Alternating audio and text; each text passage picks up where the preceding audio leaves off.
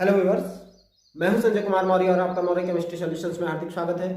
आज मैं आपसे पदार्थ और पदार्थ की अवस्थाओं, उनके अभिलाक्षणिक गुण और ठोस पदार्थों के अभिलाक्षणिक गुण के संबंध में चर्चा कर रहा हूं।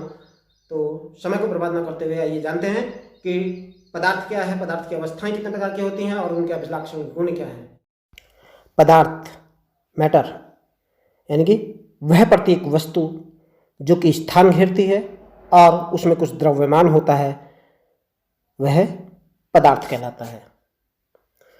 Anything that occupies space and has mass is matter. प्रत्येक वस्तु जो स्थान घेरती है, वह स्थान उस पदार्थ का आयतन कहलाता है।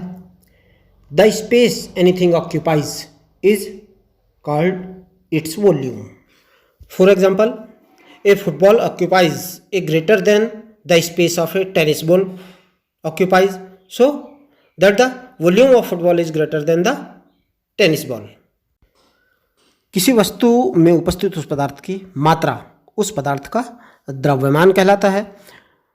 The amount of matter anything contains is called its mass. A full glass of water weighs more than half of a glass of it. Then you can realize that something has mass when you lift or weight it. As the mass increases, so does the weight. अब बात करते हैं पदार्थ की अवस्थाओं के संबंध में। जैसा कि आपके सम्मुख इस चित्र में दिखाई दे रहा है कि जब बर्फ को गर्म किया जाता है तो जल बनता है, और जब जल को पुनः गर्म कर दिया जाता है तो वाटर वेपर्स प्राप्त होती है, और इन वाटर वेपर्स को पुनः जब कूल किया जाता है तो पानी बनता है, और उस पानी को जब फ्रीज कर दिया जाता है, कूल कर दिया जाता है तो बर्फ बनती है।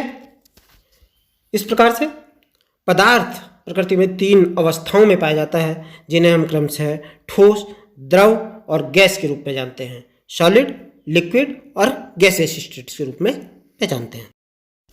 अब बात करते हैं पदार्थ की इन तीनों अवस्थाओं के कंपेरेटिव कैरेक्टरिस्टिक्स के संबंध में। सबसे पहले आकार की बात करते हैं। जो सॉलिड पदार्थ होते हैं, इनका जो आकार होता है वो निश्चित होता है। लिक्विड तथा गैसों का जो आकार होता है वो अनिश्चित होता है। अब बात करते हैं वॉल्यूम की, आयतन की।